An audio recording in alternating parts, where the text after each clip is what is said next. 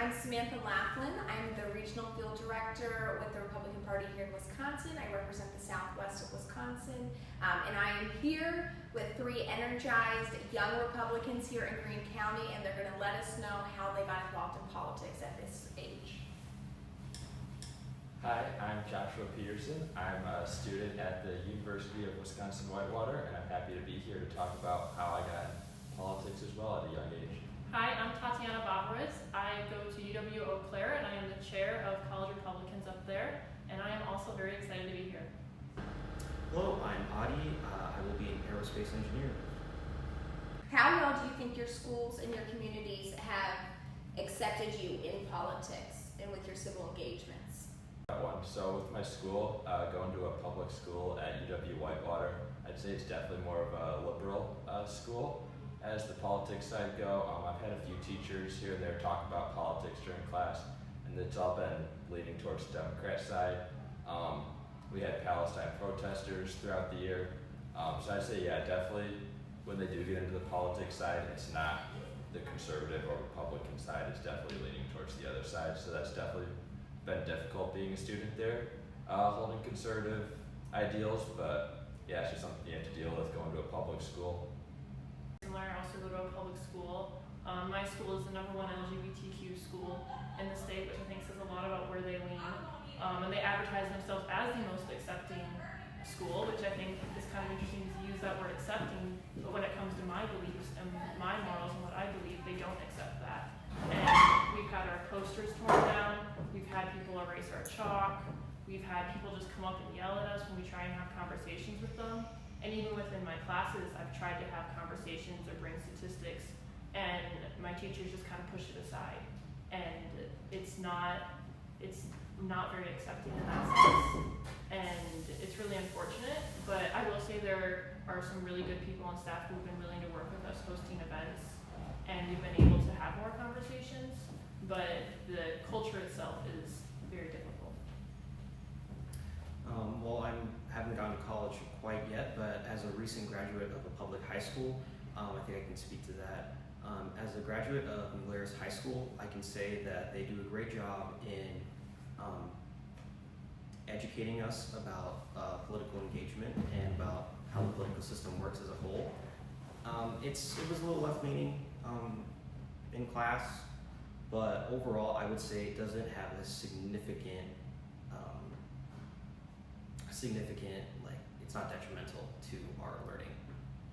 Now, and I think with a younger generation, I think one thing that resonates with all of us, left or right, is social media. So if you guys don't mind talking on what effects you've seen in social media, whether it's a loss of friends or what you have, if you think it's even been a fair portrayal of the Republican notion through social media over the recent years. Yeah, so I'd say I'm probably a little different for the younger generation. I don't really use much social media. I'm not on TikTok, Facebook, any of that. I'd say the only place I've really used for social media is X. That's where I get my news or any type of social media. I'd say I like that platform because you can kind of choose which influencers or voices you're reading about or listening to. So I'd say, yeah, definitely a little different than maybe the majority, but I'd say I've had a pretty good experience on there. I haven't lost any friends or had any difficult interactions regarding politics. Now, and one follow-up question. So, in comparisons to you, to your parents, where they probably get most of their media and their news from actual media news outlets, how do you think it has differed over the years between you and them? I'd say one reason why I guess I don't prefer the traditional news outlets is I just feel that they have an agenda to push as being a large, big company, but then just individual people on X or just a social media in general can publish more truthful journalist stories. So I guess that's just one difference from the different places we receive our news.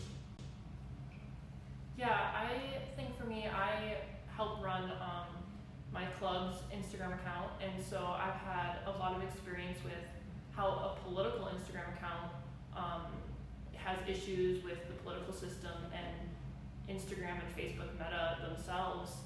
We have a lot of things that we post that are automatically tagged as like false information, and so anyone that sees our post then immediately sees that, oh, this information is fact checked and therefore not right, and may not believe it. And I think that's the hardest thing about using social media to outreach is it works great. We've had a huge increase in our club. Our club doubled in size when we started using social media, but we've also had the issue of censorship on social media, and it's really an issue because, like Josh said, we have media companies who are trying to push an agenda, and on social media you can speak more freely, but they're still trying to push an agenda as well. And I think you have to be careful not to forget that. Well, as a user of social media, I'd say that it's a great platform for getting information, but with a grain of salt. Social media is designed to recognize your patterns of what you like and what you don't like, and push more of what you like. And while that's good for if you're involved in that community, I say that's not good for having a well-rounded idea of what politics looks like. So I'd say social media can be used, but only if you use it responsibly. And now, coming from my perspective of me being out in the field and you guys being some of Greene County's finest volunteers, I'm quite interested to see what kind of shift have you seen out of support for President Donald Trump, whether that's within your family or friends or really all of your networking. Yeah, so I haven't really seen too much of a shift in support for him just with my family or friends. Most of my friends, they were already leaning conservative and supported him, so there wasn't too much to change. But I'd say especially after the assassination attempt, there's definitely more of a momentum and appeal towards Trump and just how much they liked him and want to get involved in politics. But I'd say overall, who they supported, there hasn't been much change. Yeah, I would say that I've seen a little bit of both.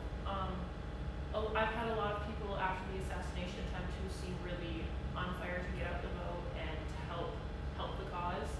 But I've also seen people who are now a little scared to get out and voice their opinion and vote, and are maybe scared that they're going to be, injured physically for what they believe. And I think there's also then the people who just don't want to be involved because they think they're creating division by being involved. And I think the sad part about that is we're living in a nation right now that is full of division, but we're never going to fix that division if we don't put in a candidate who's willing to run for all of the United States, which President Trump has stated he would do.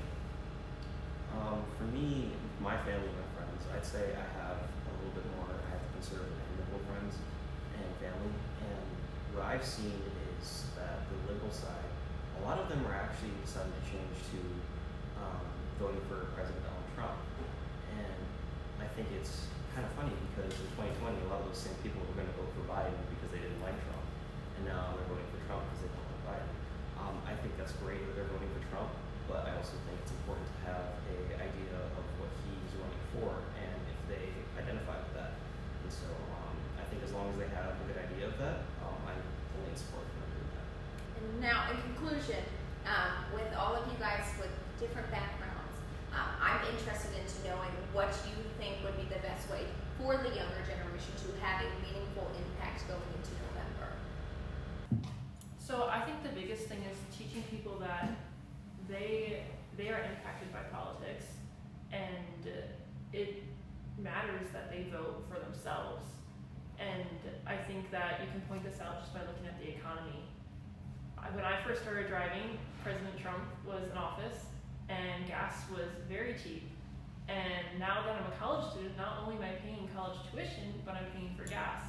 And gas prices have skyrocketed, and that impacts me directly. And I don't think people always make the connection that that's because of our leadership. That's because of who we've chosen to elect into office.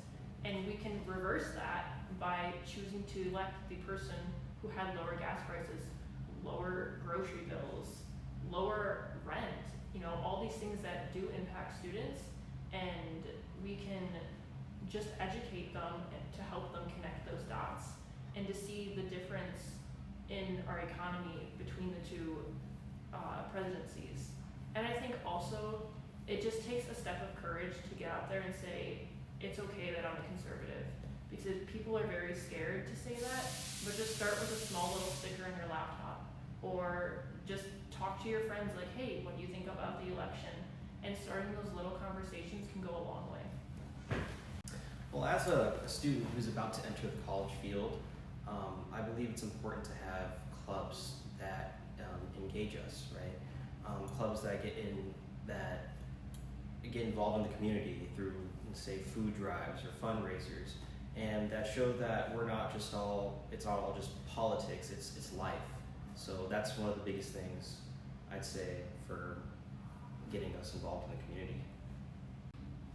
So yeah, one thing to get younger people involved is to realize that the big impact that politics can have on their life and does, whether they like it or not. Especially from the younger generations, the fiscal aspect of it and economic, kind of like what Tatiana was saying.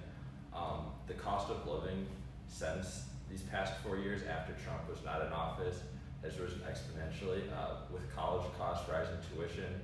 I know the university system has been they've been raising their costs a lot, and also just the responsibility that our generation is going to have with how they're spending in Washington, the national debt, with how much that's been raised. It's going to fall on our generation's shoulders to pay for the Social Security, to pay for the Medicare.